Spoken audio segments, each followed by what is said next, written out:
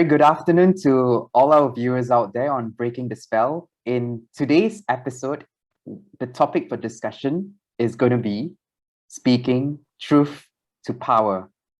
So to kick off today's discussion, speaking truth to power, I'll just lay some very simple context. The past year has seen our society, not only in Singapore, but globally, tensions. We've noticed tensions between people with power and those who don't have power. I think very simply put, there are tensions between both.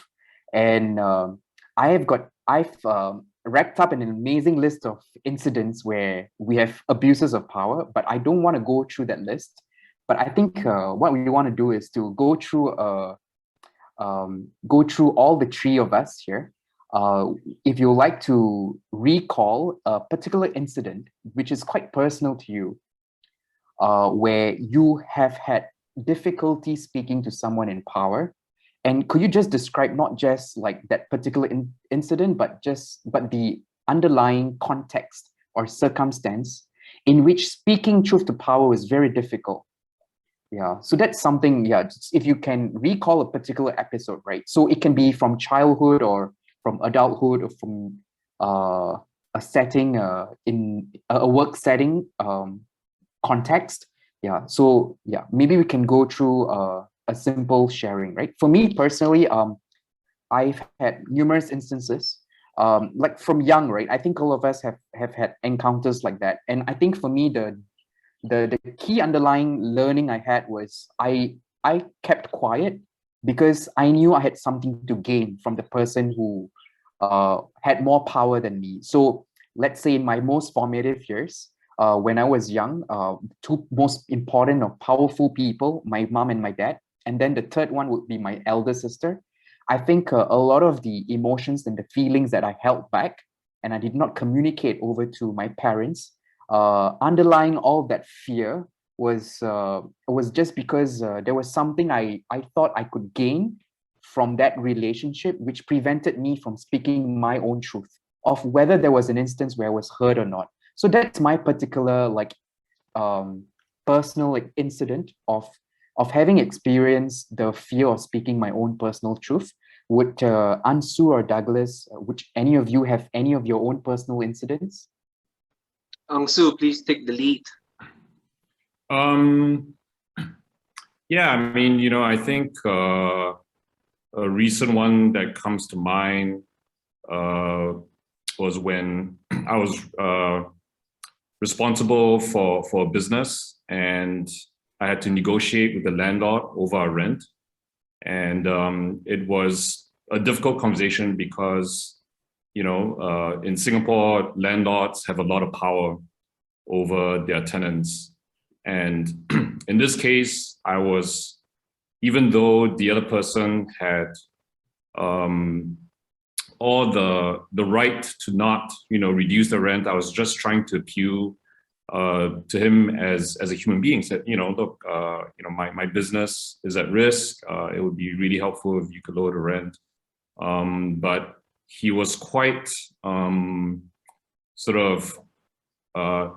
inflexible in his position, and yeah, it was very uncomfortable. And I have a very aversive relationship to power, so I tend to try to avoid situations where, I'm in that kind of situation where I don't have any leverage. So I usually try to put myself in a position of leverage, or at least work around it. But there are times in life sometimes when you don't have a choice, right? But so yeah, it is a very uncomfortable feeling. Thanks for sharing that, Ansu. Yeah, Douglas, would you have a particular personal incident? Yeah, so I actually can still invoke back the episode that I recounted in our coffee break session. So it's the one where I said I had a boss that was kind of a micromanager and slave driver, and it was difficult to, of course, communicate those unsavory aspects to him. But I will try another story this time. So when during my last stint in the civil service, I worked for a different boss, and as a woman, and she's really nice actually. I mean, she was someone that I felt personally tried to look out for everyone who worked under her, and she's the middle manager, so I understand that she's also in the position where she's a juggle different stakeholders, and she has to try to get win-win situations. Let's put it that way. And the complexity of my situation at the time was that I was given more free rein to organize my work and to work with my own partners. And there was a conflict that I had with her, because basically I was trying to arrange. I arranged for a certain deal with this partner. So obviously I can't say the details, but I had this certain arrangement with the partner, and she didn't quite like the arrangement. Just to simply put it that way. And I felt that, look, at the end of the day, the disagreement we had was really not so egregious. So as an example, it wasn't going to, say, blow the budget that we had, or it wasn't going to put any particular party in a severe disadvantage in terms of negotiating power, anything like that. It was just simply an arrangement that I felt like I understood the partner's reasons for having this arrangement, and I was trying to communicate that to her, but she was kind of rejecting it, and I was kind of like, in my position, I was almost defending the reasons for why the partner needed the deal to be done this way. So anyway, long story cut short is that I actually broke down, and I was very surprised that I broke down, because here I am, a grown man, and I mean, she's obviously older than me, more senior than me, and she was being nice. She wasn't like trying to undercut me or anything like that, but she was just being really critical, and I felt unnecessarily critical, and I was like almost felt interrogated. And I was even very embarrassed by it, because that sort of became the catalyst for me to resign later on.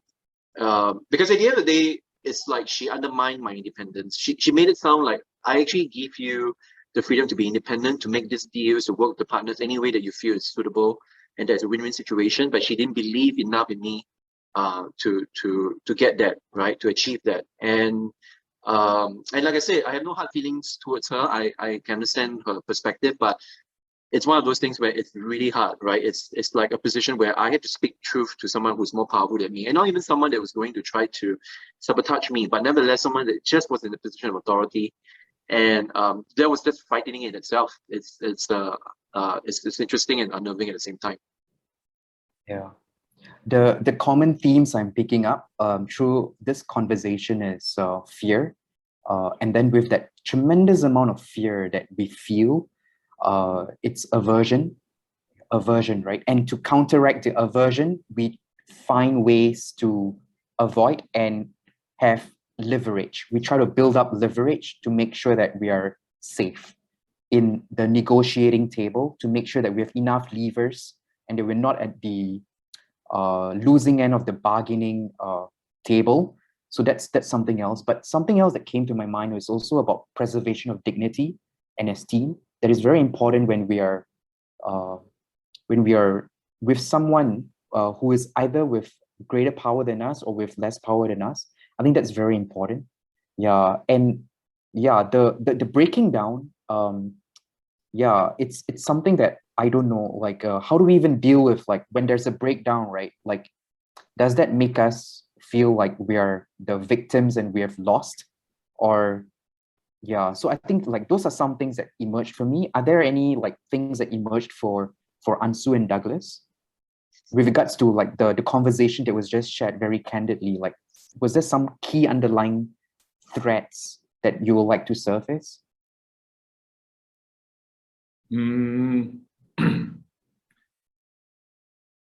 Not really threads. Yeah, that it's hard to pull out a common thread in three stories. I feel that they're quite different, but I can see many directions in which this conversation could go. I mean, one aspect in my situation that I was aware of, because at the time I was reading about the theories of this guy. I think his name is Kevin Behan, but he's known as a dog trainer, and he has a very unique approach to dog training. And he has this theory called the immediate moment theory. And he based it on his studies of wolves in the wild and how they hunt prey. And So he actually has this very interesting theory about how there's a prey-predator relationship, and that we always think of the predator as the one with the power, but he actually feels that the prey also has power, like because the prey is what the predator desires. And so he's actually observed moments where like a deer running away from wolves can, in a certain moment, do something that disrupts the coordination of the predators and throws them into confusion. So anyway, as I was reading about these, about this theory as I was going into this negotiation, and so it was very alive for me in the moment. And he talks a lot about like eye contact, being really critical in the predator-prey relationship, and so I was just really paying attention to eye contact. And I noticed, people in power, they use eye contact as a way to exert power. Like they will just stare at you. And a person who has no power is more likely to avert their gaze sooner. So I was just very aware of these dynamics. I don't know. I just thought I'd share that angle. Well, I would hijack that. Sorry, Santosh, you wanted to say something? No, Douglas, please. Yeah. Okay, so I would... That brought just memories back, like in my mind, but yeah, stare downs and yeah, but Douglas, go ahead. Well, actually, now I want to hear about your memories. No, please. Yeah, I'd like you to. Okay, well, I was going to just kind of hijack that metaphor, the predator and prey, and just to backtrack a little bit for me, right, what I've kind of prepared for this conversation today is that more questions than answers, because I feel that, when we address this notion of speaking truth to power, right, there's more questions to be asked than answers. And I don't want to presume that whether with the three combined powers of our experiences and our intelligence, we are going to have an answer for how to speak truth to power, right? So this is not going to be that kind of session where we have a conclusion about it. So what I actually want to do with that metaphor that Unsu just brought up was, instead of thinking of predator and prey, right, think oppressor and oppressed, right? And of course, Unsu, you're right. Like, do the oppressed also have abilities to exert power and to gain power for themselves? But I guess, at the end of the day, we have to, in a categorical kind of way, say that, okay, someone here clearly exerts more authority and power over another, right? And unlike the animal world where perhaps the prey has avenues to escape and other ways of averting the gaze and the capture of the predator, well, like let's say me working under my boss, there is no way I can escape that short of quitting, right? So I have to work with what I got. And in regards to Santosh, what you asked about threats, I guess what I would say is that when I look at, say, my scenario, like the relationship I have with the person in power, right, was actually a lot more, I would say, cordial and a lot more room for flexibility versus, say, maybe Unsu and the landlord, right? Because I can imagine Unsu is not friends with that person. And clearly, there is a very business-like relationship to that. Santosh, in your case, I think you mentioned your family members. And again, that's a lot more complicated, right?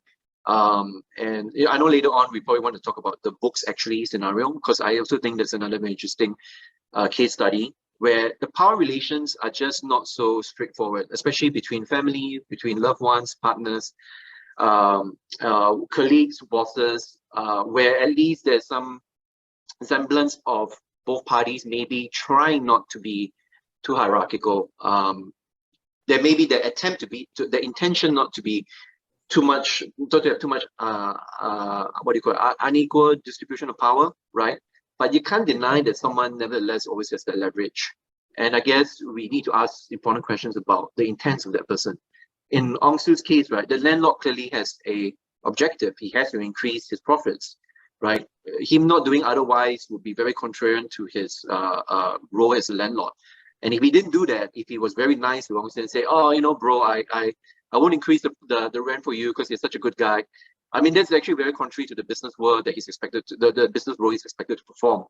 So, so I think when we talk about our examples and our stories, we always need to look at the intentions, the function of the role that the person is actually exerting or performing, and then what can we make out of that? Yeah. Great. I think this is a great time to segue into societal issues. So we've talked about our personal brushes with power and the challenges in those personal circumstances. There are three things that came to my mind as I was just preparing for today's conversation. The first was Parti Liyani against the Changi Airport Group chairman. Yeah, and how difficult that entire legal process was, right? Like the odds of even winning that legal proceeding that was stacked against Parti Liyani. So that's the first one. The second incident is that of the books actually, with Kenny. So that's the owner of books actually, and that's a very recent example of display of power. Yeah, so I think we can maybe start off with just this two first. If there are any other incidents, the third one that came to my mind was something that Douglas, you really wanted to share was FICA, foreign interference. Yeah, so the bill that it's going to be very hastily passed with very little participation from citizens or and actually, just to say, it does affect us in a certain way. So we may have to talk about it. Yeah. I think, so let's dive deep into any of those are the three things that I think came to my mind as I was just thinking about today's conversation. Are there any like societal issues that you feel are maybe current affairs, news at the moment that you feel could shed light into the topic of speaking truth to power, apart from these three? Nothing comes to mind for me. Yeah. I of course have a lot in mind. Like I even think the Trump case, Trump being president, and all the things that enveloped during his presidency. It's also very interesting case study of like how power is exerted, how power is even renegotiated. Who's really the one in power? Is it Trump, or is it really his followers, or is it really his administration? So I think actually Trump is a very fascinating case study. But don't worry about that. I think, Santosh, let's get to your first one, which is the Parti Liyani. And just in case we have international viewers, maybe you give a short breakdown and then also at the same time explain or elaborate on your perspective. Yeah, so Parti Liyani versus the Changi Airport Group chairman, Mr. Liu.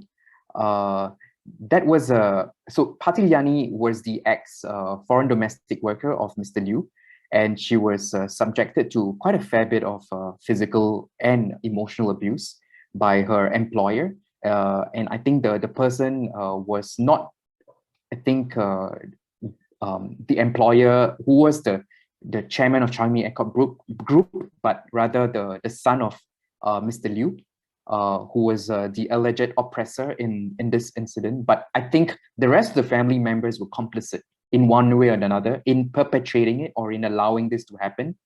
And she didn't return back to her home, and she stayed in Singapore for a number of years. I can't remember how many. I think it was at least 2 years, just to fight the legal battle. A lawyer took up the case, Mr. Sunil. He did pro bono. So, the odds of even finding a lawyer who is willing to fight the legal proceedings for you for free for a long period of time against a person who's got all the resources at his disposal to win the battle, the legal battle. So that was very commendable of Mr. Anil, the lawyer, to have invested his time and energy to fight the case, which he won eventually. I didn't expect the person who had the least amount of power and the least amount of resources. It was really like a David versus Goliath, right? I didn't expect Parti Liyani to win the case, but she won the case, and that sent shockwaves throughout the whole of Singapore about privilege and power in our society. After that, the Changi Airport Group chairman, he resigned, and that's the entire incident. My personal interpretation of this is I have a mother, and she also had something similar with her employer, and we decided not to pursue the legal proceedings because it's just the laws in Singapore and the laws for harassment at work and discriminatory practices. They they aren't egalitarian. They actually give a disproportionate amount of power to the employer.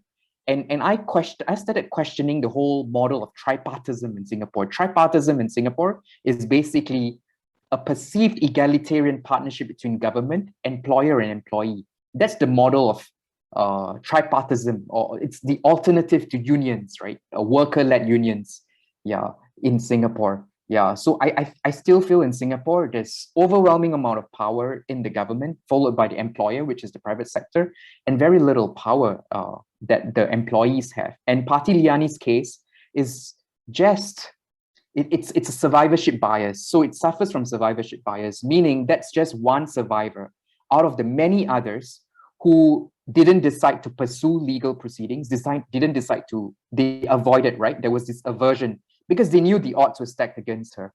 And then amongst those, like a fraction of those who decided to pursue legal proceedings, a very small minority of a small fraction will eventually win the legal proceedings. Yeah, so that's like, yeah, if we just bring this up, right, at the national scale, at looking at the amount of invisible hurts and abuse of power that's going on in our society, I think that's something that's worth talking about. Yeah, you know, one thing I have to say about, like, when we start talking about current affairs or, you know, things that are happening, I find that I don't have as much to comment on because a lot of times I'm not as, I don't really follow every detail, and I don't want to really comment on things that I don't know fully. But I do think that, like, yeah, a case like that draws a lot of attention, and it tends to frame our view of, like, what speaking truth to power is all about. I mean, that is like a paradigmatic case. And sometimes I wonder if it draws too much attention to itself, because, you know, speaking truth to power could take so many different forms. And like you said, you know, in most cases where you have a direct confrontation, the person with a lot less power loses out. And I feel that a lot of times what makes society run is when people are able to exercise the ability to speak truth to power in smaller, less dramatic ways. You know, there are just everyday ways in which you can practice this muscle, because I believe it is a muscle. Like, I think if you are not used to speaking truth to power in small ways, you are very unlikely to be able to do that on this big, grand scale when the time comes. And if you want to be able to do that, you know, then you got to start practicing now and start small. You know, it's like, I mean, Douglas, you're a physical trainer, so I think it's almost like calisthenics. You know, you don't start a guy on like 20 pull-ups on day one. You know, you kind of just build up to that, right? So I feel the Parti Liyani case, it's like that's when someone's like actually gone to the gym for like a couple of years. Wow, I mean, that's an interesting analogy. And and just like you, now when it comes to the Parti Liyani case, I also want to be very careful with what I have to say about it, because I can't remember all the details. Okay, I more or less remember some general details. And of course, because this is involving the judicial system, we have to be very careful with what we are saying about it. So let me put it this way. I think when it came to that case, as Unsu you mentioned, right, it drew a lot of attention because to my memory, at least, this is exceptionally rare, right? Like a domestic helper actually going against the word of her employers. And just in case if the viewers also don't know the details, this is a case where the employer insinuated that she stole something from them, right? And it turned out not to be true, because she was actually able to produce evidence that she didn't steal things and that maybe these items were misplaced. And furthermore, it seems that as Santosh, you mentioned that the alleged accuser, would you say it's not the defendant? Sorry, it's the son, right, of that particular chairman. Like he tried to defend himself, but the court did not take his defense statements to be what is the word for it? Like, it's not worthwhile, right? It doesn't hold up legal weight. So that's why she won the case. And I guess what I feel from this case study is that it shows how much, I mean, I like us to imagine alternative scenarios, right? So imagine she didn't get this lawyer. Imagine if she got another lawyer. And just for the sake of argument, what if it wasn't as good a lawyer? What if it was a more incompetent lawyer? What if she didn't even have a lawyer, right? And this is what I'm more interested in, right? Like when we have a scenario, right, in our society where someone weaker, someone clearly in a weaker position has to defend him or herself in a legal system, right? And she has no access to the kind of resources that the opponent has. In this case, we're talking about a very, very rich person. What should we as a society do for people like that, right? And as Santosh, as you pointed out, right, like this person had to work pro bono, her lawyer had to work pro bono for at least a good couple of years. Now, my question, because I'm not a legal expert, is do we actually have, has the government essentially provided services for people in this kind of needful positions, right? Where they do need a lawyer, they deserve to have a lawyer.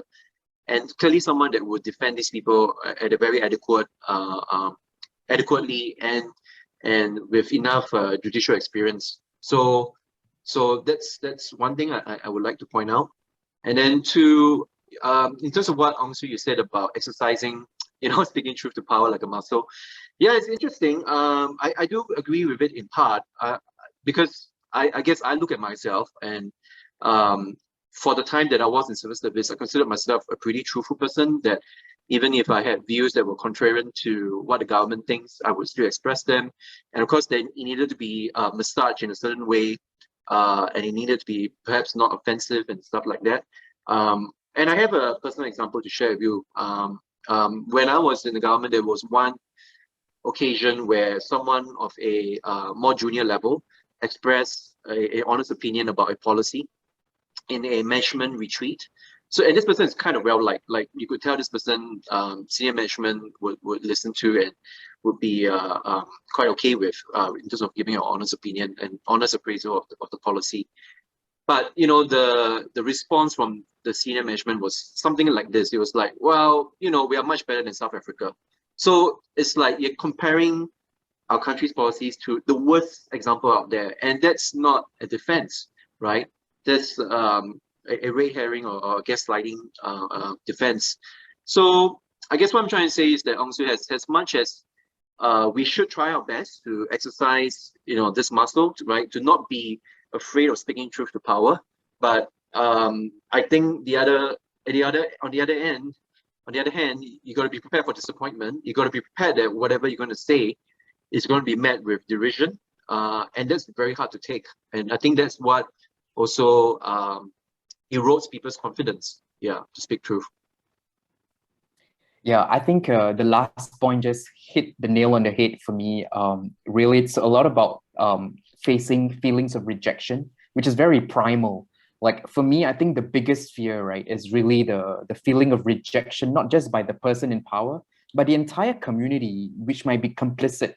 And so actually the networked social structure that actually preserves that person's position of power is also something that's important to analyze and weigh before we make a move. So like Unsu plays chess, right? Like, and he teaches chess as well. And it's a lot about weighing your options and noticing that there are also other people who might come in and who might actually be complicit with the person who is with power. And I think understanding the social dynamics of the situation is very important.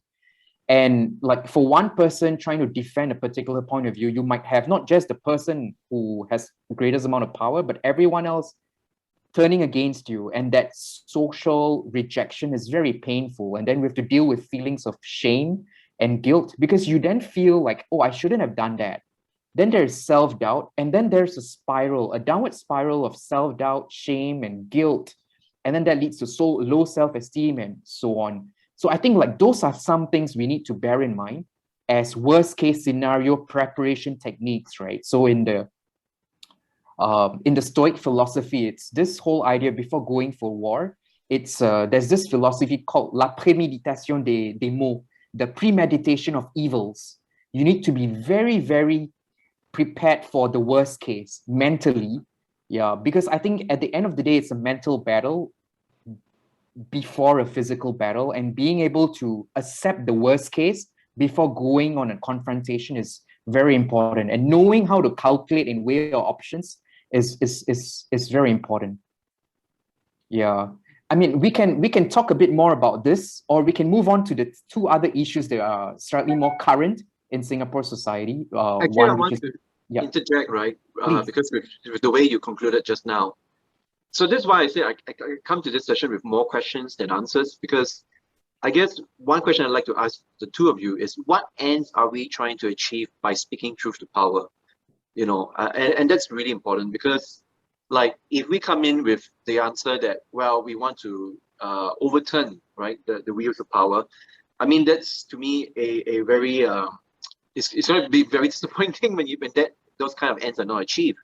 And then on the other hand, if we talk about like perhaps the ends of trying to speak truth to power is for to honor the self, to honor my truth, right? Because I think at the end of the day, we treat of the opinion that there are many truths out there, right? And what this person from a oppressed position, a subjugated position is trying to express is their truth, right? Clearly, it's going to be met with derision and just, you know, incredulity, right? People are not going to sometimes buy into the truth of that oppressed person. So that's why I asked this question, right? To the both of you, what ends do you think we are trying to meet? Yeah, no, I think that's a really good point, and I would definitely emphasize the second intention, which is more about connecting to your own values and, you know, to reaffirm the ground on which you stand. And I think before you go into any confrontation, you know, I mean, Santosh, you talked about, you know, the things you should do to prepare for that. I think one of the most important steps is to really connect to yourself and what you believe in. Because if you don't, you know, it's very easy to lose your center. And so I feel, yeah, even if you are able to connect to your own deepest beliefs and values, then even if you are met with derision, you could probably still take that, you know, and you could probably feel glad that at least you stood up for what you believed in. I love that. Yeah, intention and like conscience, right? Like at the end of the day, yeah, I think this is great. Yeah, I learned a lot about, yeah, what is the ends, and yeah, what is the final objective, and what's the intention. Yeah. I mean, and again, also confrontation is only one option among many, many, many others. I also believe that imagination is a great tool in this kind of relationship. I think there was a sociologist, Irving Goffman, I could be remembering wrongly, but he basically said that those in power don't need to have any imagination because they have power. So if they want something, they just ask for it, it gets done. Whereas let's say, you know, a domestic helper working in their household actually needs a lot more imagination because they have to put themselves in the employer's shoes to anticipate what their needs are. And so when you come into this kind of relationship, actually the people who have been oppressed for a long time, they are actually blessed with a lot of imagination because they've been forced to use it. And, you know, if they're aware of that, they could potentially use that as a strength. Yeah. Can you kind of, expand on that? Because I'm trying to imagine in what scenario would, say, a domestic helper be utilizing the powers of imagination against, let's say, an abusive employer? Yeah, you know, it might be hard for me to come up with, let's say, an illustration on the spot, but I'm thinking like historically, right? I mean, let's say when Nietzsche was exploring the history of Christianity and how like an obscure Christian cult could actually overturn the Roman Empire. And basically it was through the power of storytelling. Like they told stories of, you know, it's as hard for rich men to enter heaven as a camel going through the eye of a needle. You know, they said the meek shall inherit, you know, heaven, right? So they were able to use storytelling to actually kind of claim some kind of power for their group by getting the masses on their side. So I don't know. I mean, a helper would probably have to use imagination to figure out how she can reach to other people in her situation, you know, how they can form some kind of solidarity. I would be thinking along those lines. Can I follow up on that, Santosh? Absolutely. Yeah. Yeah. Please. So actually, I think this does connect with something that was in my head that as I was mulling over this topic. So when you talk about, say, imagination and narratives now, I'm imagining, as I mentioned earlier, Dr. Donald Trump, right? Because how did Donald Trump go from being this, when he first started his presidency, being seen as a wacko, as someone who had no credible chance of gaining presidency, to being able to eventually become the president, right? And how he was able to invoke and capture the imagination of his fan base, right? Like he was the one among 16 Republican candidates who crystallized, who made it vivid enough and powerful enough for the Republican voters to say, this is the guy that we want. This is the guy that really speaks to us. And here's where the dangers of garnering power and speaking narratives comes from, right? Because there's a lot of what he said and he expressed that was just based on falsehoods. But there's real power behind that, speaking a certain kind of truth that was only accessible, that seemed to be their truths. And so, and then when he became president, I mean, from the outside to the people who really saw who he was, right, who looked through his records, and I mean, I love to bring up some of the comical moments of his posturing, from everything from injecting bleach into your body to address COVID, to thinking he should nuke a hurricane. I mean, he said the most absurd of things, but he never lost power. And you know, to me, it's like, even though there was so much truth telling in the world about Donald Trump, but he never seemed to have lost it. Even up to now, he still has very high favoritism among the Republican voter base, and that's even despite him losing the presidency. So, I mean, why I point this out is because I think at the same time when we discuss this notion of truth, we need to be also mindful of the question, right? Does the truth have to correspond with a reality that people would like, or does it have to be so? Oh, sorry. To put it another way, will people be more favorable to the truths that they want to hear, right? Or do we have to actually speak a truth that, although it may be very ugly to listen to, and it may, say, cause a lot of ability to garner power. So an example to me is like, if we speak the truth about climate change, right? Even though that's going to cause us a lot of dislikes, people are not going to like hearing it, but shouldn't we still do that, right? Isn't that the moral? Isn't there a moral imperative for that?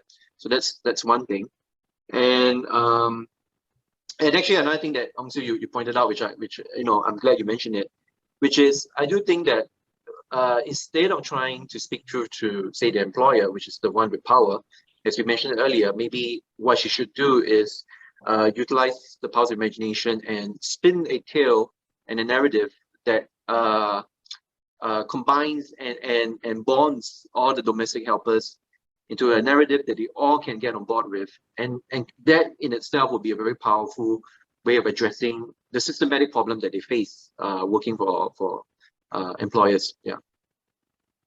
If I could just add on to this discussion on imagination, like the best and most highly trained facilitators in the world who deal with complex societal dilemmas, they facilitate breakthrough conversations. I think they rightfully, as Unsu mentioned, right, they talk about two things. One is imagination, the second one is curiosity. So curiosity is really about understanding the other person's position and the other person's mental model. And so that requires empathy as a third, like, foundational pillar. So we need empathy with curiosity followed by imagination. And there are two, like, amazing people in the world who preach this three foundational pillars. First is Adam Kahane. Adam Kahane, he wrote Transformative Scenario Planning, and he's done a lot of work on power. He's facilitated breakthrough conversations in war-stricken zones in Africa or all over the world. Like he convenes, like, people from multiple sectors to come together and to air out the grievances to find like some consensus. And as Unsu mentioned, it's a lot about the narratives that we hold very dear to in each and every one of our minds. And so for the first segment of the facilitated process, it's all about everyone share your stories, share what's going on in your mind, what's the story that you're holding on to. And as all these stories and narratives come out, people start to see, wow, actually, like I'm not in my own world. There are many worlds out there. And then that leads to the second phase where we then start to understand the mental model that's holding every narrative and every story. Yeah. And in doing that, right, we go into the underlying assumptions and metaphors where real breakthroughs in imagination can happen. We can reimagine new narratives that can encapsulate all the antecedent or precedent narratives. So that's what something can happen. We can break down all this, dissolve these old narratives and co-create a new one that we can all have co-ownership of. So that's Adam Kahane. There's a second person, Otto Scharmer. He's a part of the Presencing Institute in the US, and he talks about theory U. It's also the same process. It's a lot about suspending our initial judgments and beliefs and narratives and allowing the spirit of the moment to create and to speak to our innermost truths and what is asked of us in service of the entire society. Yeah, and from that intentionality of what is of greatest service to society comes the new narrative that we can all co-create. So I totally agree about the idea of narrative telling when it comes to innovation or facilitation. In India, there's a very beautiful concept. It's called jugaad. Jugaad means in English frugal innovation. And that's what caused like Indians, right, with very little resources, the ability to be very resourceful and innovative. They can invent a Tata nano car that costs US $1,000 for each car. Just with the constraint on resources, we become a lot more creative. Yeah. So I can only imagine that playing out in small little ways in the kitchens and in the households where our foreign domestic workers live in. I mean, I for one can't handle my two nephews when they come to my home, let alone my sister's foreign domestic helper who has to take care of them, right? The amount of resourcefulness and imagination it takes to raise kids, that my hat's off to the people taking care of our kids, even our preschool teachers as well, the amount of stress that they have to go through. Yeah, so those are like some things that came to my mind. And I agree with you, Douglas. The point that you were trying to make, right, is that we have to be very mindful of demagogues like Donald Trump or Hitler, who can rouse the emotions of the population. Yeah, and it's very difficult to counteract that. Yeah, it's very difficult once the momentum gets strong. I mean, in the case of Donald Trump, I do wonder if actually that we give him too much credit, because I think I read somewhere that he actually didn't think he himself would win the election. He just did it to increase ratings for his media, properties, right? And to build his brand. And so, even he himself was surprised by that. And so it's not so much about his charisma, his ability to influence people, but it's more about the structures of power that allow someone like him to get there. And to focus on Donald Trump is like a distraction. I mean, in these big cases, like even like a Harvey Weinstein, Me Too movement, like it, it makes us think, oh, it's that person, he's bad. But actually it's the whole system that allows people like that to do what they do. No, that's definitely true. Sorry, Santosh, go ahead. Go ahead, Douglas. Go ahead. Yeah. Yeah. So I mean, I also don't want to blindside and to pinpoint that Donald Trump is hence the apex of the problem. Quite clearly, in fact, now there's current political worries that if it's someone else, let's say not a Donald Trump, not the Donald Trump, but a Donald Trump-like figure who's a lot more smarter, who knows how to actually use the institutions of power to garner even more political support. I mean, that's a much more worrying sign, right? Because in a way, like Unsu, you point out, he kind of like stumbled his way into the presidency. But I guess the important thing to say here is that once he was in it, going back to what we are talking about, the idea about speaking truth to power, did it corrode his, they co-wrote his sounds so funny, call it power level, like he's a cartoon character. I mean, the idea is that, did he lose any power? Despite so much truth telling about who he is as a person, his business history, how stupid he is, and all that, right? And you're right, in some sense, maybe he didn't suffer from that because there were other institutions in place. And I'm thinking about like right-wing media, like Fox News, business groups that, and let's be honest, even someone like Mark Zuckerberg, right, who's the owner of Facebook. I mean, he let go a lot of the things that Trump said that were clearly falsehoods and lies to proliferate on Facebook.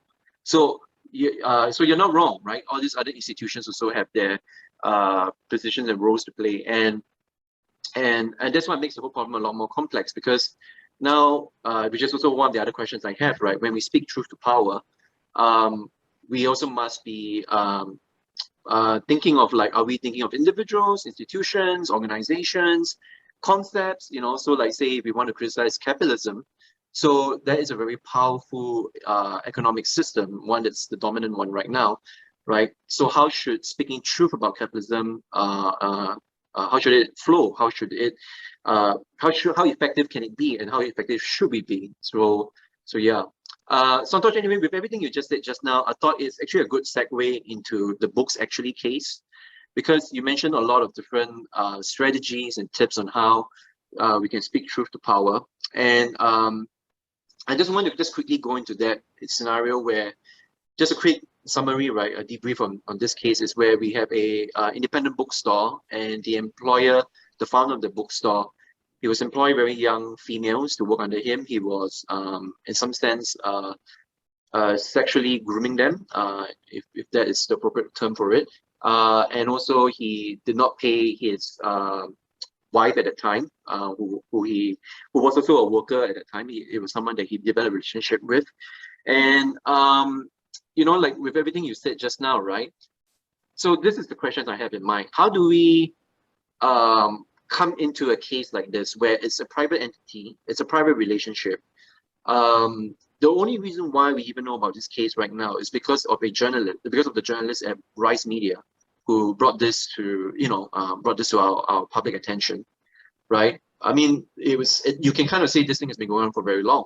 And I even remember, like, from the primary victim, Renee, like, she even just sent out quite recently, a few days ago, on her Facebook, that despite all the awareness of what the problem is right now, she still feels like, as victims, they are still not spoken directly to, and there's still unavailable resources or sites of support for people like her. So I guess that's what befuddles me, because, I mean, this is a case where there is nationwide condemnation of Kenny, of the things, the very gross practices that have developed, that we now know about. But we still seem puzzled as to there's no solution to this, or we haven't come up with a solution for this. Yeah.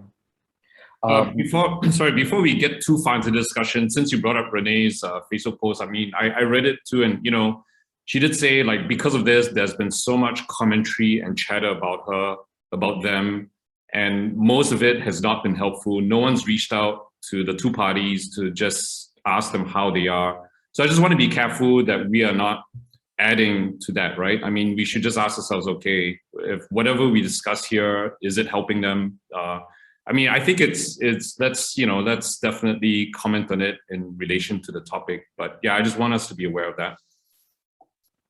Yeah. So I think I can, if this is maybe it's probably going to be useful if I just share a personal anecdote. When I was reading the accounts, I couldn't read it, like, because I just had my past trauma coming back. Like, I wasn't sexually violated, or I wasn't not paid, but I can totally feel what they had to go through. Yeah, it is very uncomfortable to be in that position, because we fear losing what we already have.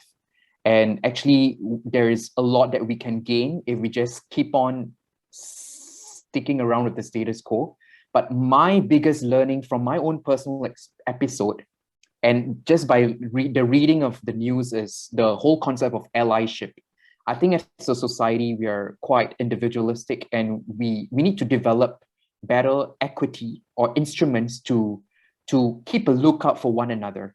And if everyone just kept a firm lookout on the mental health, the deteriorations of mental health, for example, or detecting abuse of power within our fellow community members, then I think we can intervene and offer the support that is needed without it getting to a state of affairs where it becomes irreversible. Yeah, so I think watching out for signs of abuse in our children, first and foremost, when children come back home, if you notice that children are going to their rooms and closing the door and becoming more silent during meal times, an example of positive allyship is to reach out like, hey, I'm here for you. Like, you know, even if it's something that's shameful, or something that you have a lot of guilt about, like, I'm here for you. Like, just offering our presence to one another, I think that is very, very helpful. Yeah, so that is my biggest learning is, so watching out. So like noticing the body language, the tonality, shifts in tonality of the voices, the shifts in the eye gazing, the facial expressions of our loved ones and our friends and members of a community, and reaching out and just like offering presence. That is something I found like to be a tremendously helpful strategy of positive allyship in helping to nip things in the bud before they spiral out of control. So that's been like my biggest learning after having read the accounts, and which I think would add a bit more positive healing energy in the discourse space with regards to this incident. Yeah, since you mentioned allyship, I'll just share with you something that I heard. And earlier this year, I joined a male allyship group, and they were asking people to share stories of times when, you were sort of performed, an act of allyship for like a woman or a friend.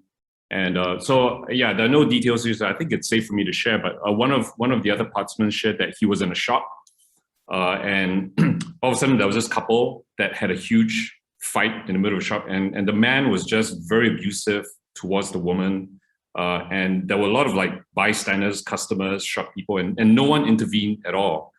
Because like we have this ethic that, oh, it's a private matter, it's none of our business, whatever. But he just felt so uncomfortable for the woman that he eventually just stepped in and said, hey, you can't talk to her like that, And the man turned on him, like really angrily, how dare you, whatever. But he just kind of stood his ground and just said, no, I'm sorry, you can't talk to her like that. And eventually the man quieted down, and they left. But, I thought, that's another example of what I mean when I say, like, we need to exercise these muscles, and watch out for opportunities as we go about, right? Because I'm sure for all of us, there will always be these opportunities. And yeah, if we can just have that preparedness. And so I think if everyone did that, we would strengthen these practices of allyship. Yeah, I wish I had a heroic example like that, but I don't.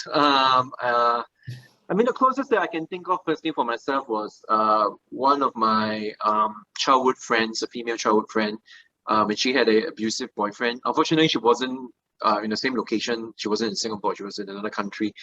And she had me to confide into, and I was really trying my best to help her out, despite the fact that we're a long distance. And yeah, and I mean, of course, this is a long time ago, so she's obviously come out of it, and she's a much better person now. But it was a very traumatic incident, and I guess what I can at least tease out from my example is also the limits of me helping her, because I think just like your example, Unsu, like this stranger, this really nice and benevolent stranger was able to step in and intervene at this one juncture, but who knows what happens after that, right? Like, if they still have that relationship, if the guy is still continually being abusive. So I guess, again, going back to the, okay, let's put it this way, right? Because Unsu, you perhaps want to distance ourselves a little bit away from the specific case of books, actually, just to be respectful, right? I have a very blunt question, and I I'm very afraid of asking this because I hope this will make me sound very insensitive. But like when I look at cases where women have claimed that they've been sexually harassed, right? Why don't they go to an organization like Aware? Why don't they go to a women's rights group and try to obtain social support? And I guess what I'm trying to say here is that I totally understand where Renee is coming from. And again, I don't want to, be specific on speak directly about her case. But I guess what I'm trying to say is that we still live in this age. We live in this age right now where women's rights have obviously improved a lot, vastly. I mean, I don't think that can be denied. But I'm disappointed, basically. I'm disappointed to still see women say that, they still feel helpless. They still feel like there's no place they can go to.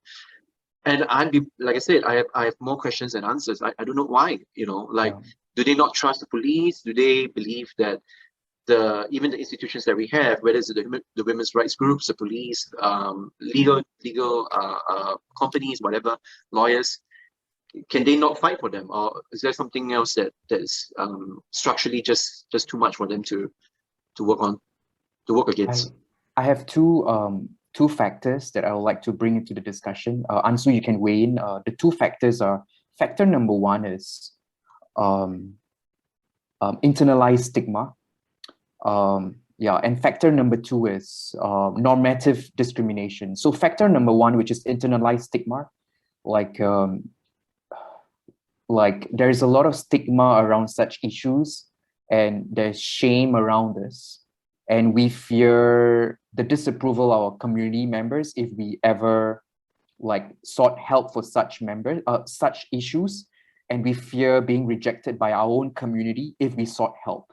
And so internalized stigma is social science research shows plays a huge role in mental health. With regards to mental health in Singapore, research has produced this to be one of the leading reasons why people don't seek help. So it's a lot about internalized stigma. Factor number two is normative discrimination. What this means is there are certain societal norms which are invisible, but that play a very powerful role in enforcing certain norms, which is normative discrimination, right? About gender roles, for example, that women should be of a certain type, should exhibit certain behaviors, should act in a certain way, should think and play a certain role. And those are very invisible norms that are reinforced, not explicitly, but through very subtle means of conditioning that we can't even notice, but they happen, and they leave an imprint in the minds of women in Singapore that exerts a force of discrimination, though not overt do not overt or macro in terms of the aggression. It's quite micro, and it's quite subvert and covert. So those are two factors. Unsu, sorry, I wanted to just talk about these two factors. No, I think those are very important. I would say that one answer is that there just aren't enough resources in Singapore, or they're not well distributed. Like police, for instance. I know from Aware that they actually don't advise women who, let's say, they've been raped or sexually assaulted, to just go to the police, because very few of the police are actually trained to deal with these situations. And a lot of them instinctively default to, let's say, victim blaming. Like they'll ask questions like, what were you wearing? What were you doing? And Aware has actually worked with some police stations to train them. And so they'll say, okay, you can go to this station, but don't go to the others, right? I also know the Aware hotlines, they're flooded with calls, more calls than they can handle. There may be women who are not aware of the resources that are out there as well. Even like parents, if a daughter goes to a mother, often the mother doesn't know what to do. When someone comes to us for help, we very quickly go into problem-solving mode, when actually, the first thing to do to empower a victim is to ask them, like, what do you want to do? You know, but these simple things are not taught, right? And so these skills are something that I think need to be distributed much more throughout society to really form a solid support network. And then, you know, another thing that comes to mind is in the case of Renee, you know, just from what I know of the details, I don't think there was any moment in which she thought, oh, like, I now need to go report this or go to an authority figure. You know, it was just because of the fluid nature of it. I think it's really hard for her to identify any one moment when it's like, oh, like I need help.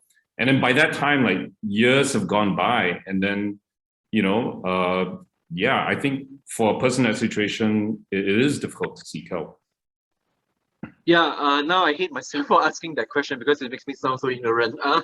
No, I think it's good. I mean, question. your question gave us the opportunity to really explore this. Like, yeah, I think it's valid to ask it. It's fine.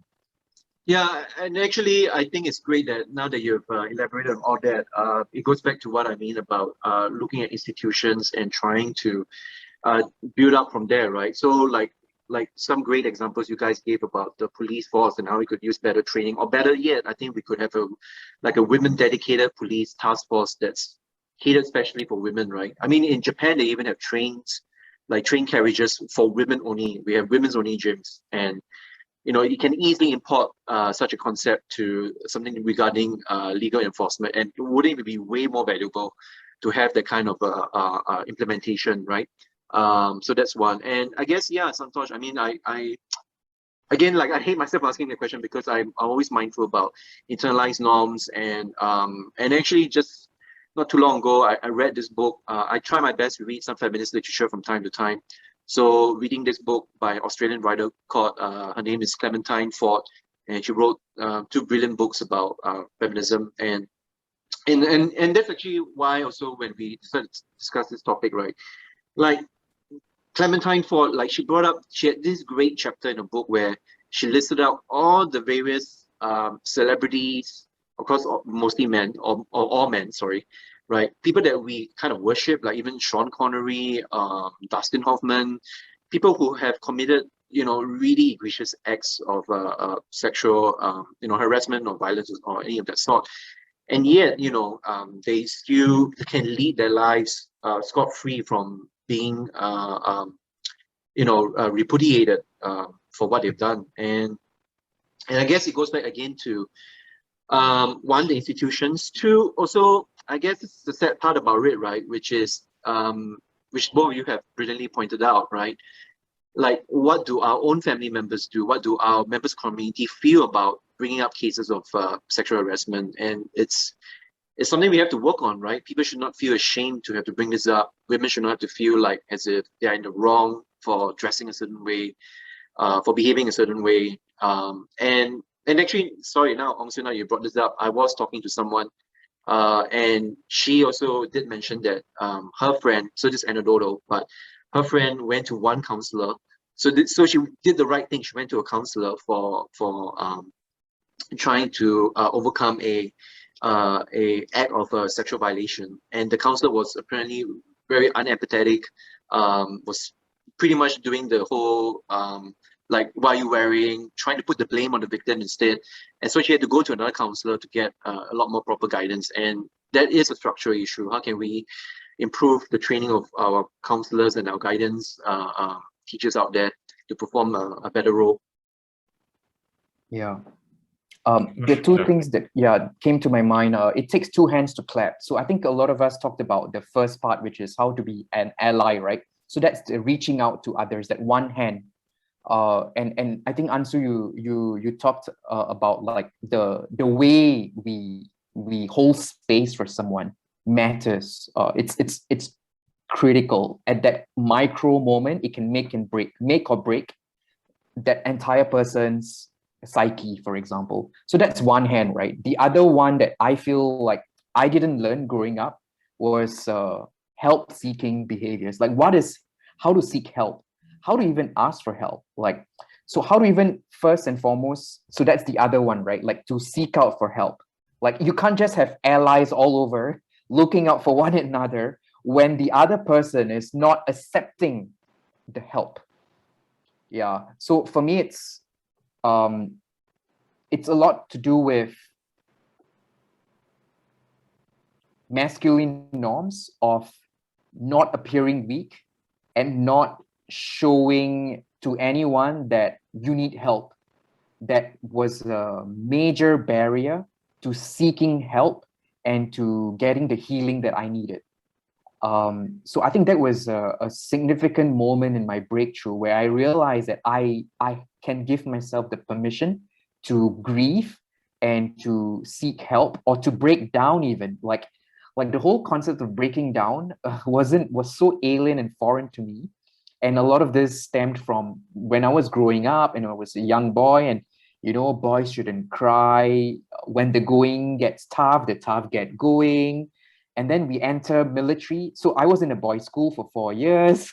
And then in that 4 years, like all of this conditioning of like not seeking help came about. And then 2 years of national service. And then, yeah, so I think like it's all of this conditioning that we go through that has made me realize that like it's okay to be weak and to be vulnerable. Yeah. So if there's one thing that I want to learn to teach my 2 little nephews, 2 boys out there, is to learn to be vulnerable and to just share what's going on in your mind and be okay with it, with no like judgment and shame. Yeah. So that's the 2 hands to clap. Yeah. I like to bring in a non-violent communication at this point. It's something I've been really getting into, and the guy who founded it, Marshall Rosenberg, he's really insightful. I'll try and do justice to some of his thinking. But so if we want to ask, like, what is the mindset where all this comes from, like even like, let's say victim blaming, right? Or lack of empathy. In his belief, it comes from 8,000 years of living under a dominance structure. So maybe it began when humans became agricultural societies, and then all of a sudden you had hierarchical structures where people on top wielded power over the others, and they had to justify why a few people had so much power. When most of human history before that, we tended to live in such a way where if someone was that powerful, the others would just bring them down. It was much more egalitarian. So they had to come up with this myth of there are good and bad people. There are, this is basically meritocracy, right? Like there are people who deserve to be at the top. And when you have this kind of domination narrative, then you are forced to identify like bad people, good people, victims, perpetrators. And this is something we are just beginning to question through different movements, like the transformative justice movement, nonviolent communication, where we're even going so far as to say that the perpetrator is not a bad person. They are the result of circumstances and environment, and we can actually show empathy towards them. They are acting, so in nonviolent communication, they see everyone as acting from their life force. We all have a life force inside us, and it manifests in different ways. And if you can see behind what's called the enemy image, so we create enemy images, and if we can somehow dissolve these enemy images, we can see to the person behind, and they're just trying to meet their needs. Even someone as like evil as Hitler was a human being who was just trying to meet his needs. So, if we can actually like move away from this domination mindset, I think that will lead to things like, okay, if, a woman goes to a police officer saying she was sexually assaulted, he won't immediately leap to like, okay, someone has to be at fault here. It's either this woman or the guy. He would just look at it in a more complex, layered way. Okay, you got me riled up because I can't really agree with everything you said. And I just give some context first. In our previous coffee break session where it was just me and Santosh, I had this question about what's a philosophical idea, well, it doesn't be philosophical. What's an idea that you'd like to believe that is true, but you find it hard to agree with. And this is actually one of them, which is the idea that even malevolent people are acting out of ignorance or self-interest, that they don't know any better. And yeah, I find it really hard to grapple with. I mean, I do not accept that a person like Hitler is merely misinformed. Yeah, and I think also, to me, this gives too much, what's the word for it? I mean, you're almost defending, you know, the oppressor's acts, and I don't like that. And I now actually is a good way to segue into FICA, right? So we're now currently in Singapore having to deal with the passing of this legislation bill, which is something to do with foreign interference. And it's a bill where of course, understandably, the government would try to defend this by saying that it's targeted at malevolent foreign agents, locals who seem to be colluding with foreign agents to try to destabilize the government or to interfere in Singapore politics, right? But as it stands right now, right, with the speech that the Law Minister Shanmugam has given, I mean, he directly just pointed out that his targets were the historian PJ Tam and the local activist Kirsten Han, and he misrepresented their views in Parliament, saying that Kirsten Han wanted to have a 50,000 like protest in Singapore when there was never the point of her speech. And furthermore, smearing also PJ Tam is saying that he wants a merger with Malaysia, when it's a lot more complex as to what PJ Tam is talking about in terms of post-colonial revisionist history. So, I mean, what I'm trying to say here is that I don't look at Shanmugam as someone who is misinformed and doesn't know the truth. I think he knows the truth about what these activists do, but he clearly doesn't like it. And you know, there is now this whole movement, right, that doesn't just come from the two individuals that I just mentioned, but from academics, from legal scholars, people who are not technically implicated in this bill, right, but they are coming in together to also speak truth to power. And you know, that's you know, one of the things about speaking truth to power, right, which is, and this, I hate to be a broken record, sorry, it comes from Chomsky, but he says that power knows the truth. He doesn't see any utility in trying to speak truth to power. And I think there's a certain grain of truth to that. It's not for every case, for sure. So I think when it comes to, say, Kenny of books, actually, there is somewhat a case to be made to be more empathetic, right? And I can imagine that we can get a lot of blowback for saying that, to be empathetic to Kenny. So I mean, what I'm trying to say here, I think that going back to what we started the conversation with, we really got to look at everything and on case-by-case basis, individual basis, intentionality, proportion of power. Is it just and is it fair? So when a certain power, a technique of power or oppression is exercised. Yeah, I think like I have a certain nuanced interpretation of what Unsu just shared, right? And I think it came about the point of empathizing with the person's feel of ignorance and the forces of conditioning that was inherited intergenerationally and culturally, that kind of trauma that the oppressor has inflicted on the oppressed is very useful for the person who is oppressed from the point of view of forgiveness.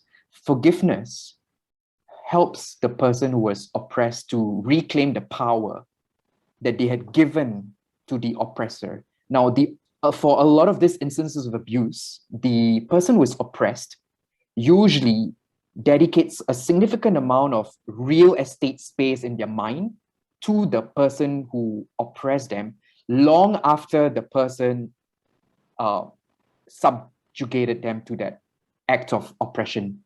Now, what the scriptures and spiritual scriptures show is that when we forgive from the point of view of empathy, we reclaim a significant amount of power. And forgiveness is not about the oppressor. It's not the fact that we are condoning what the oppressor did, but it's about helping the victim to move on and to reclaim the power they had given mentally and emotionally to the oppressor.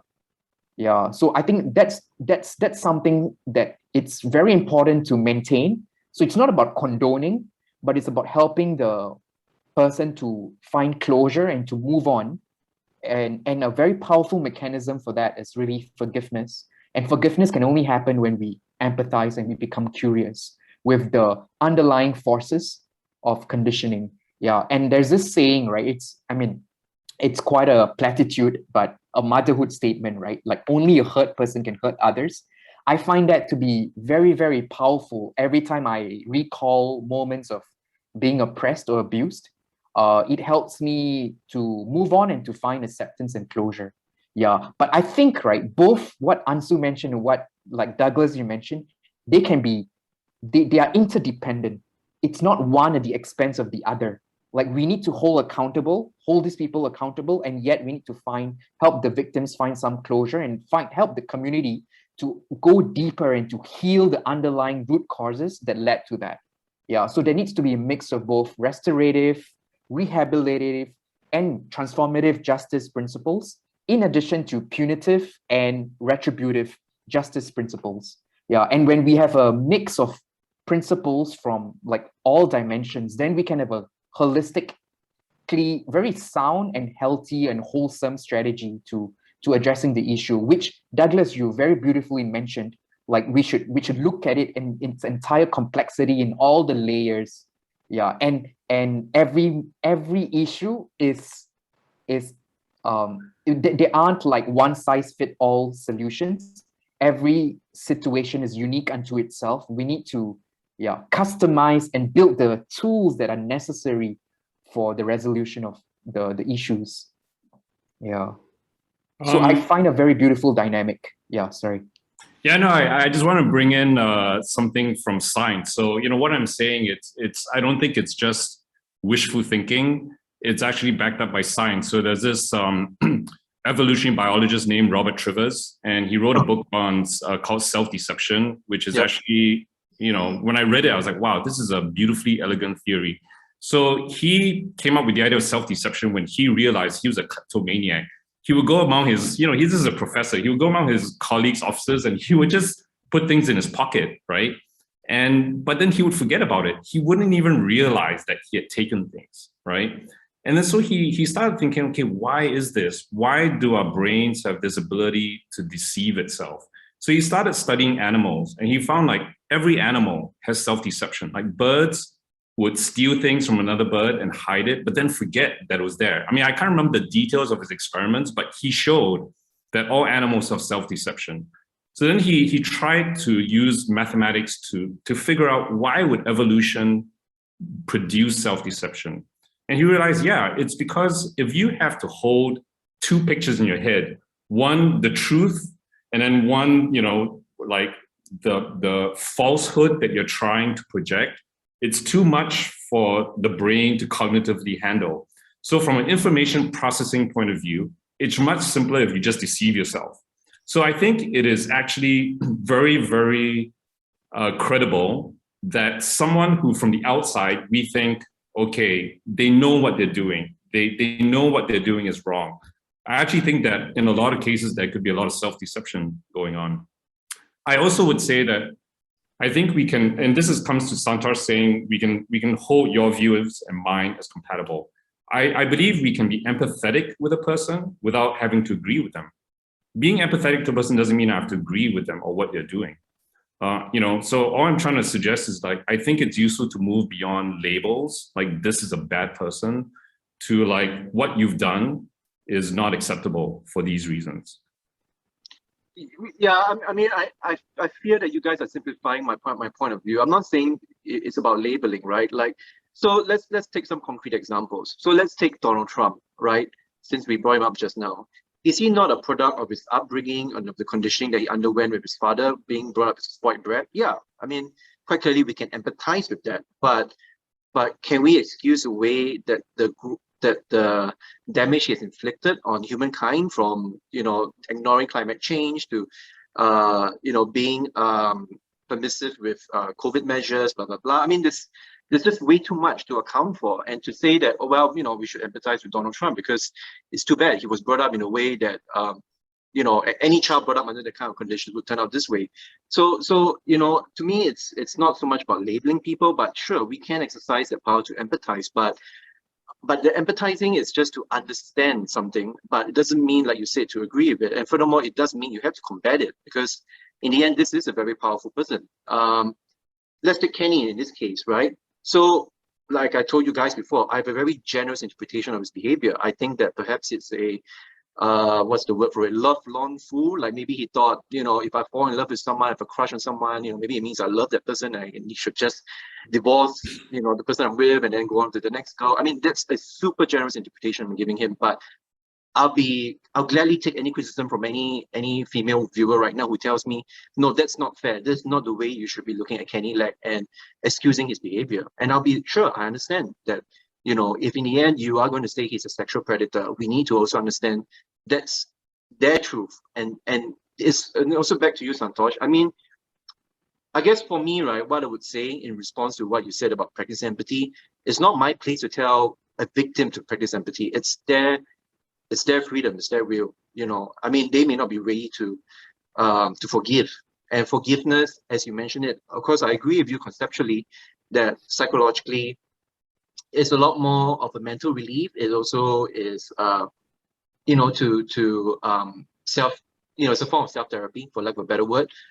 But really, it's up to that person to decide when that person is ready to forgive. Yeah, because there's just way too many of this acts of harm that we are not in a position to experience it. We are in no position to judge as to, well, now in order to move forward, you should start forgiving, practice empathy, and not morally judge the perpetrator. I mean, I just can't agree with that. Yeah.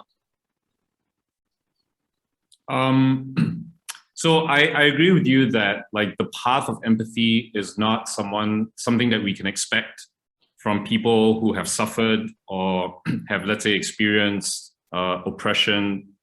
Very clearly, it's not fair to do that. I think, sorry, Unsu, let me just maybe jump in one more thing, because maybe this will help to balance out what I mean. I think it would help a lot if the perpetrator was going to display acts of contrition and what's the word for it? Restorative justice, right? Like this person acknowledges the harm that has been committed and is willing to make amends. So in the case of Kenny, like I said, there is room for empathy there because he's kind of given the statement, he's acknowledged his wrongdoings, his stepping away from books actually. So there is some place for that, right? But what if the oppressors are themselves still defiant and still trying to wrestle more power, or even trying to deny the victim's version of truth? I mean, where do we go from there, right? So that's what I mean. I'd actually like to ask both of you, like, if we were to flip it around, we've talked about, and we began this episode with personal experiences of being powerless. Have you guys had any experience where you were on the other end, where you were the person in power over someone and someone had to speak truth to you? And, how did they do it and how did it affect you? Or have you never been in that situation? Santosh. Oh, countless of times. Like, this is the time to reveal it all. And No, but you are like, the powerful one, man. You're the powerful one. No, it's true. I mean, like, yeah, it's. I think I've like. You don't have to go into details, but maybe just speak generally about what that was like for you. The idea of self-deception is it rings true in a lot of facets of my own life. Like, maybe the way I've spoken out when my mom approached me on certain occasions seeking help. That's like a display of power, right? My mom needed help with the handphone.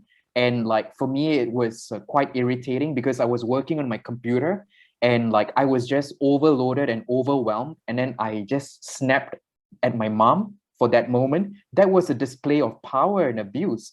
I was in a position of privilege. I knew a lot more. And I wielded my influence and power against my mom. And I felt really bad about it. But the thing is, like, I didn't go and apologize like immediately. So it took me a while to even recognize that. And I was self-deluding myself.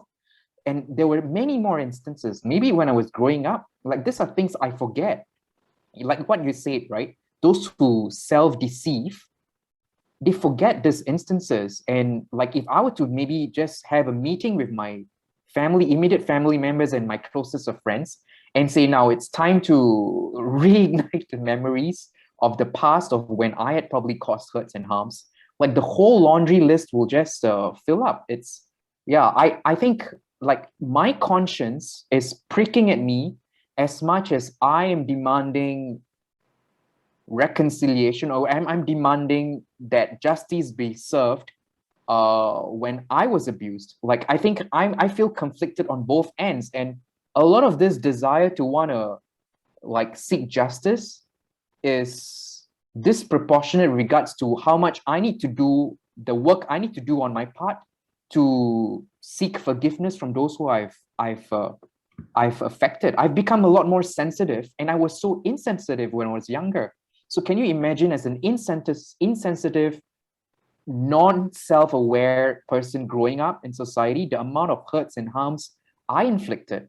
Like I have this very clear, vivid experience in primary school where I actually like allowed a friend to cheat with me on a paper, and then I started to bully the person. Like I say, hey, we need to go and like all of these things, and the person got traumatized, and his parents had to call me to scold me for having traumatized that person. There was a clear abuse of power because I had so much power in my hands. I could potentially put this person like, under a lot of hurt and harms. Like he could be caned, he could be retained, he could be, I don't know. So I mean, I have many instances where I feel like I'm the person who is abused.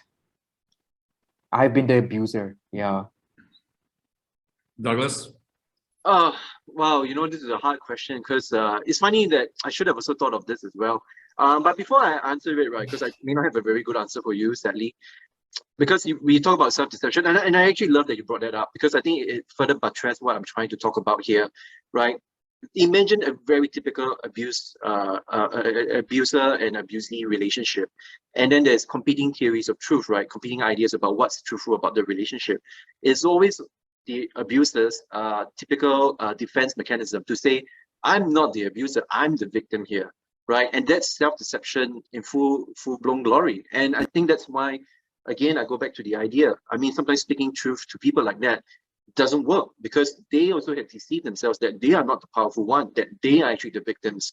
And there's so many cases like that, right? I mean, the very typical ones when a abusive husband mistreats his wife, he would say something like, it's not my fault. You're making me do it. It's because you are, being slutty or whatever, right? Like he comes out with any kind of excuses, even when the blatant truth is that he's clearly the powerful one. So again, it goes back to what I mean about like how I can believe that even if the mom, the victim, the children, the family members, even if they spoke truth to him, I mean, it may not just turn him around. It might not work. So that's just what I'm trying to say about the self-deception bit. And then for me, okay, so funny, right? Like if I had to ask myself, have I really been in positions of power? Maybe two instances, when I was a small business owner and also when I was a martial arts teacher. And look, I mean, I'm not trying to be, vainglorious or anything like that. I mean, I really, really am very mindful when I was in those positions. I've always welcomed criticism and feedback. But I guess maybe there is one instance where I was maybe a bit harsh on someone, and I'm having this person in my mind right now where he wasn't an employee of my business. He was someone who just come in to help out. And looking back, I felt a bit bad because he was really generous. He didn't have to come down to my gym and to assist in all the mundane day-to-day tasks, but he really liked just being, among my company and my other friends. And at one point, I had to break some kind of truth to him because I felt he was trying to maybe curry favor and become an employee. And I remember one late night, we were having a party, and I took him aside and I said to him, dude, we're not going to employ you, and there was reasons for it because we just couldn't afford it. That's one. And also because I just didn't want to give him any false hope that eventually we would make him a coach. And now when I look back at it, now that you brought up this question, I kind of feel bad because I guess I could have approached it more tactfully. I felt like as if, I should be me. I should talk the way I talk, and I should be honest. And, there's no crime in doing that. And I guess, in this case, I had to acknowledge that I was in a position of power, and I could have I could have still committed the same message, but not wreck our friendship. That's one, but also to not diminish his self-esteem and dignity. Because I mean, in the end, he is a person that honestly, like, I like to acknowledge it right now. He really was a great guy, and I could have done a lot better in trying to break, this unfortunate truth to him. Yeah, so unlike you guys, I've never abused my power, and I'm a perfect human being. No. I mean, so I don't have any specific examples, but definitely in my relationships, I've often behaved quite badly.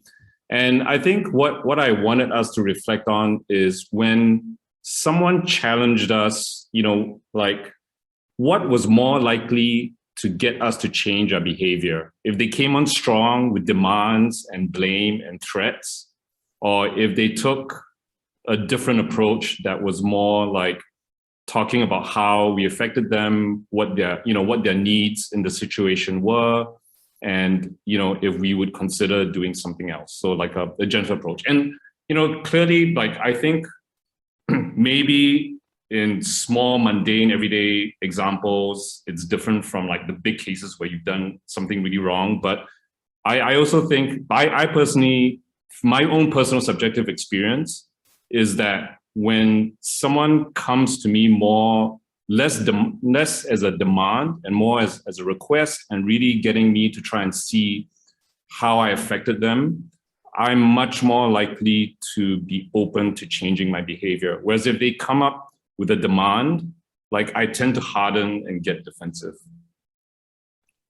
Unsu, a lot of this also is predicated on the fact that you're a really nice guy. And I know this may sound outrageous for me to say, but everyone's different. Some people are just not nice people, and some people are very interested in obtaining power, seizing it, and holding on to it.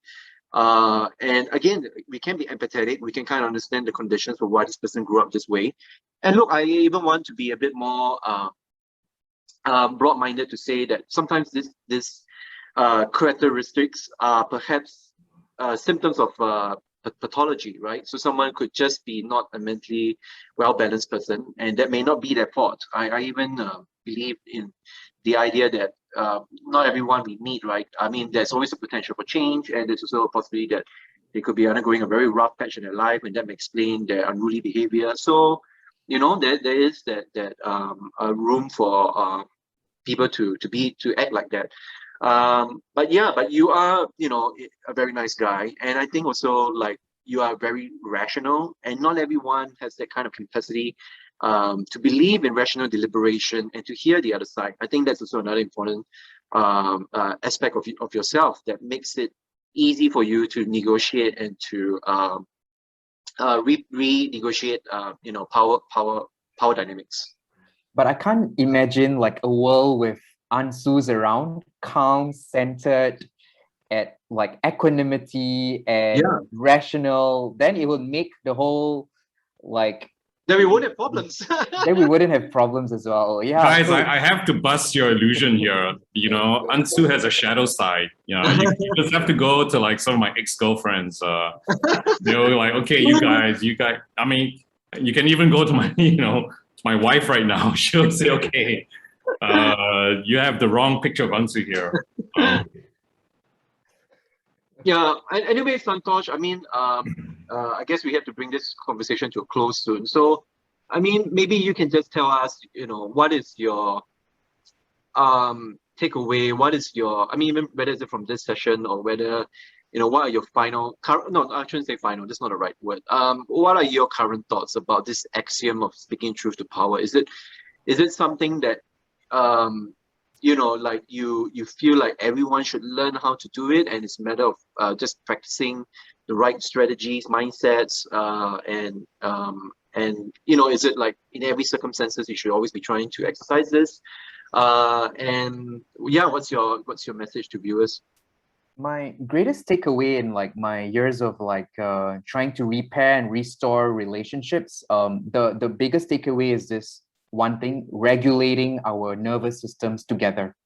What I mean by regulating our nervous systems together is from young, right? I want to teach kids and everyone whenever they get into a situation where they're relating to any other human being, it's very important to practice self-regulation. So self-regulation are centering and grounding processes where we start to regulate our nervous systems, and we shift our nervous systems from the fight, flight, freeze, and fawn states, which are the sympathetic response of the nervous system, to the relaxed state of nervous system, which is parasympathetic. And there are many breathing techniques and grounding techniques and centering techniques that we learn to do when we enter a classroom. That's what the teacher needs to do with the students. When we enter a meeting room, that's what the employer or the manager or the leader needs to learn what to do when they're relating with one another. So it starts from that relational practice of self-regulation. Once self-regulation is achieved, then we can move on to the next phase, which is co-regulation. Then what we need to do is to co-regulate our nervous systems to make sure that we are both at a calm state of mind and that we are comfortable with one another and that we trust one another and we feel safe with one another. So that needs to be built. And that is the muscle that we need to build over a long time, which is rapport building and trust building. Only then conflict resolution, mediation practices can be successful. Yeah, so there's a whole literature on conflict resolution and mediation that I won't go into details of, one of which is NVC, right? Nonviolent communication. Those are like the tools we can stack on the foundations of strong and effective self-regulation and co-regulation, where there's a state of attunement, where I can totally get into your mind. What is attunement? Attunement means I can totally get into your world, and my getting into your world and my representation of your world is very accurate. And you can get into my world, and what you are seeing in my world is very accurate. When that attunement is established, that is something else that is very important. So those are like a few things that I took away that is very important. Before I, let's say, meet the minister who is in charge of FICA, so hi minister, can we take like 5 minutes to do a few breathing exercises? Let's self-regulate and let's co-regulate. If I can be the Speaker of Parliament, I would like to open Parliament by regulating everyone's nervous systems and doing a few breathing exercises. That would be my ideal. If I ever get to that stage, right, to just spend some time there. Yeah, so that is my biggest takeaway, which is to learn how to self-regulate, because when we move from the prefrontal cortex to the limbic system, then we become very reactionary, and then we can't be rational human beings anymore. So it's a lot about shifting the limbic to the prefrontal, and then the nervous system to the parasympathetic. Yeah, so this is like neurobiology. That's my biggest takeaway. I completely agree with Santosh. I mean, it may seem like an odd proposal to begin like a tense conversation about FICA with like breathing exercises, but I actually think it's a very pragmatic approach, and we should try to normalize that in society if we can. The other thing I would just add is I think the three of us would form a very good conflict resolution team. I think Douglas, you can be the bad cop, I'll be the good cop. And, Santosh can be like the Vulcan, controlling everyone's nervous system. So. Okay, time to live up to the bad cop role now. I guess what I want to end with is just because you guys are very focused on the interpersonal and obviously very personal strategies about how one can deal with conflict resolution. So I'd like to go a little bit broader, upscale this. So, I mentioned already quite a few times about institutions. So I want to give a good example, right? And this is I think it's a cool one. So, in the company, right, like sometimes they want to value truth-telling by the employees. So they may have a town hall and they invite the employees, hey, attend the town hall and, feel free to speak about labor conditions and, maybe even your wages if you're willing to be so truthful about that. And I actually have great examples, contrast, one friend, the company that she works for, the town hall, is based on voluntary participation. So whoever attends, and whoever wants to speak, speaks. But you can see that this is actually a very intimidating scenario where an employee is actually speaking to an employer. And furthermore, it's like held in a Q&A session where after the participant has volunteered a question or an opinion, then that is going to be addressed by someone more senior. And of course, this is generally not going to be generally welcomed, depending on what the comment is, right? So on the other hand, in another friend of mine, the company, what they do in order to facilitate that kind of process is they ensure that the feedback is anonymous. So there is a town hall, and the people can ask very direct questions about, like, can we have better benefits? Can we transfer our leave from this COVID year to the next year? Why is the management discussing this? And because these questions are anonymous, there's a lot more truth telling that can be facilitated. So that's what I mean by looking at the institutions, right? Look at all these dynamic processes, and where really we can safeguard the identity and the integrity and the likelihood of the subjugated or the subordinate. And so that's one way we can promote more truth telling. And then I guess just to sum it all up, I guess what I would say to viewers, because I'm the bad cop here, I would say, don't feel disappointed with yourself if you can't always speak truth to power. The truth is, power doesn't want to hear the truth sometimes, and they will really retaliate harshly, and that's unfortunate. We can't always be able to get powerful people to practice self-breathing techniques and be more calm and receptive to feedback. So I believe a lot in, just like what the three of us are doing right now, right? We want to speak with other people, people who are not in those positions of power, and hopefully we can come together with our own truths. And what we spin out is, one that is not just born of one person, right? So it's not just one person speaking in this session. It's three of us. And we bring in different stories from different people. So all together, we are actually speaking for a complex array of voices here, and all sorts of different truths, right? And it doesn't mean that what you said is wrong or anything like that. It just means we all have our own experiences, trying to find a way to be able to find our own journey and our own solutions and ways of trying to speak truth to power. Well said.